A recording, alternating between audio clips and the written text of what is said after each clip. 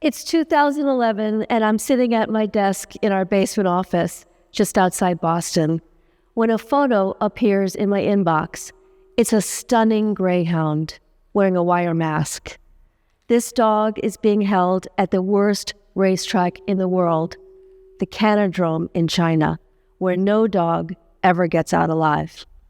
In this moment, I know just one thing. I have to save this dog. See, 20 years earlier, Christine was taking her dog on a routine morning walk when they were run down by a speeding train. My dog Kelsey pulled us from the direct path of an oncoming train. And when I awoke from my coma, I realized that my dog had saved my life and that I had a debt to pay. I pledged that if I should ever be able to walk and talk and care for myself again, that I would dedicate my life to helping dogs. And so when Christine told me she was going to shut down a Chinese dog track, I thought she was crazy. But I also believed her. Christine and I met as young activists during the first political campaign to outlaw greyhound racing in Massachusetts. I was 22 years old and thought I knew everything. Once, when we were arguing over strategy, he actually said to me, "I'm the smartest person you'll ever meet." Yeah, I really said that. In his defense, the Boston Globe did once refer to Carey as the wunderkind of the animal rights movement. He was a chess prodigy who would soon become a chess master. Between his strategy and my tenacity, we thought we could change the world. Each of us, even the most cynical politician, has a child inside who desperately wants to do something that is genuinely good. We all want to make a difference. So we write letters, hold protests, wave our signs, and argue over social media. But nothing seems to get better. Many times we lose faith in democracy and convince ourselves that lasting change cannot be achieved. All the while, the bad guys are actually engaging in the political process and getting what they want. And that is exactly what was happening with greyhound racing. At one time, there were over 50,000 dogs in the United States alone, enduring lives of confinement and suffering terrible injuries while racing. Greyhound racing was a multi-billion-dollar gambling enterprise formed in the 1920s by organized crime. Mobsters joined together with dog breeders, and together they launched a business based on the exploitation of greyhounds.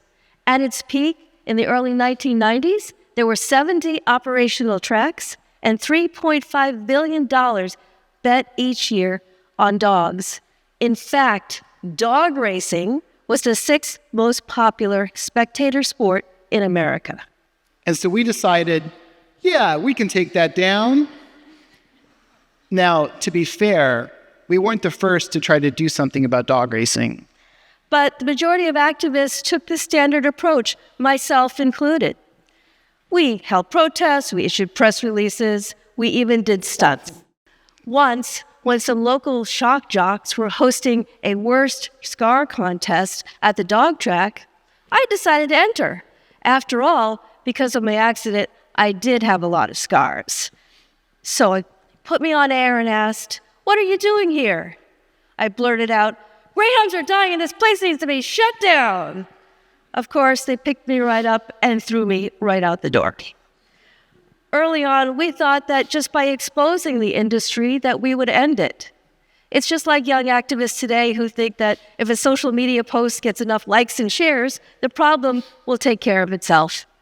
But we've come to understand that change is not self-executed. Meanwhile, there were large, well-funded animal protection groups who wouldn't fight the industry because they thought the dog tracks were too rich and too powerful to challenge. So the question became, how do we change the world where so many others have failed? One day, Christine was out protesting with her friends when a man driving by stopped his car and asked, "What are you doing?" "I'm shutting down this dog track." And he said, "No, you're not. Protesting will never work. The only way to win is to take the issue directly to the voters." His name was David. and he had a deep history in local politics, so we tried to do just that. Over the course of 9 weeks, we would have to collect over 150,000 signatures by hand just to get a question on the ballot. And our question to the voters was, should greyhound racing be outlawed in Massachusetts? We got the signatures and managed to raise $500,000 to run a few TV ads. Sounds like a lot of money. But the track owners spent nearly $2 million fighting us. On election night, I knew the Greyhounds were going to win. We had collected all those signatures, and we were right. And when the votes were tallied, it was 51 to 49. We had lost. I was devastated. It wasn't just that we had lost. I knew the Greyhounds would continue to suffer and die because we had failed them. But when we think back on that first major defeat, we now realize it was a blessing. It fueled our fire to keep fighting. And so instead of giving up, we made a bold decision. We would form a national organization to shut down all the dog tracks in America, even though at that point, our track record was 1 loss in 1 state. And that was our first big lesson for successful activism. If you want to change the world, you must persist through failure. And fail we did. Over the next decade, we tried to pass laws all across the country to help these gentle dogs, to ban the drugging of greyhounds. We lost. To prohibit racing in extreme temperatures. We lost. To end dog track subsidies. We lost again. We kept losing over and over and over. Meanwhile, we had been sued for $10 million by a track owner, and the industry was using expensive lawyers to stop us from returning the ballot. We knew we needed our own attorney, but we couldn't afford one. So, Christine had a brilliant idea. Why don't I become a lawyer?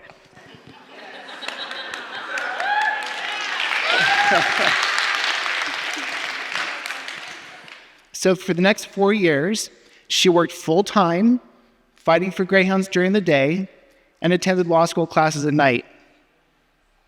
Between Carey's chess-like understanding of the political process and my new understanding of the law, we actually began to achieve some small victories. I realized that we needed evidence to make our case. So I wrote a bill to force dog tracks to report on greyhound injuries and deaths to the public for the very first time. This doesn't sound like a big deal, but it was a game changer. Because once the dog tracks had to admit how many greyhounds were breaking their legs and dying, we were able to move past a he said, she said debate and allow the greyhounds to speak for themselves. As we gained momentum and confidence, we started to build our own unique process for what successful activism could be. In 2008, we went back to Massachusetts, where it all began, and asked voters to end greyhound racing. This time, the dogs won. And just like that, 2 powerful dog tracks disappeared, and over 2,000 greyhounds got the second chance they deserved. Next stop, Florida. In the United States, Florida was the beating heart of the racing industry, with more tracks than all other states combined. There were not just 2 dog tracks, but 12 operating tracks in the Sunshine State. After winning in Massachusetts, we thought there was nothing we couldn't do. But we were wrong. Over the next 10 years, we fought for greyhounds in the Florida legislature and lost. We lost year after year. We tried everything that had worked so far and got nowhere for an entire decade. Meanwhile, greyhounds continued to suffer and died. And just when we thought all hope was lost, we found something we never expected to find: a decent politician. Believe it or not, they still exist. In 2018, he helped us bring the greyhound issue to the voters. It was a hard-fought campaign, and I still remember being in the car on election day, listening to the radio as the first votes started to come in. First one county, then another. We looked at each other and said, we might actually win this. When the night was over, a massive 69% of people had voted to end dog racing.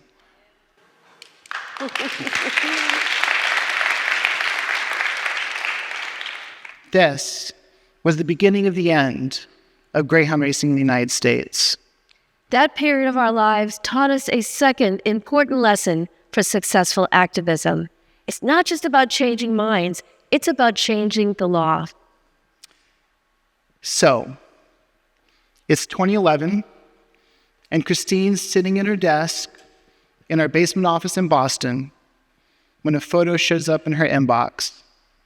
She sees the image of a beautiful dog trapped at the worst racetrack in the world, where 400 greyhounds are killed each year. His name was Brooklyn, and we set out to save him.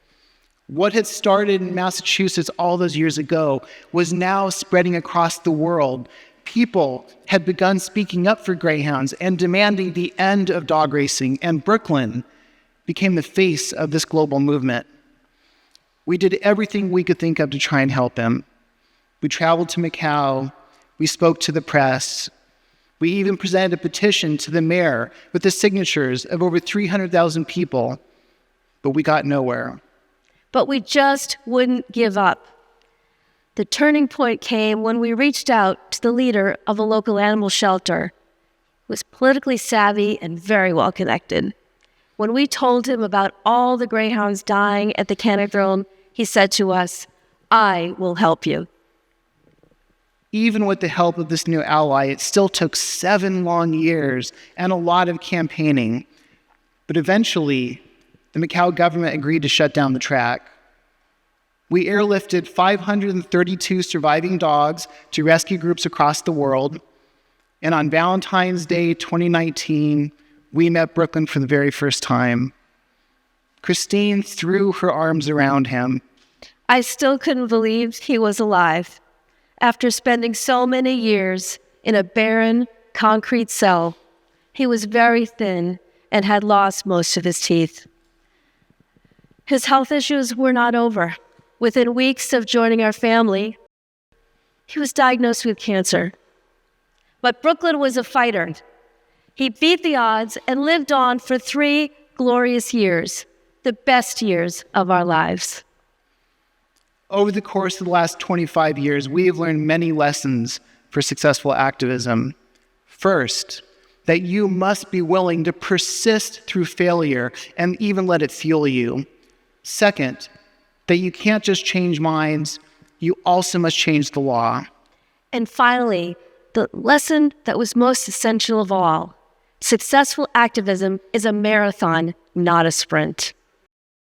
It's hard to imagine that a spotted dog would become the inspiration for a worldwide fight, that the campaign would end greyhound racing, and that after a decade of suffering, that same dog would come home to us. And yet, it happened. It proved to us that politics can still be a force for good. And it's still possible to change the world. Thank you.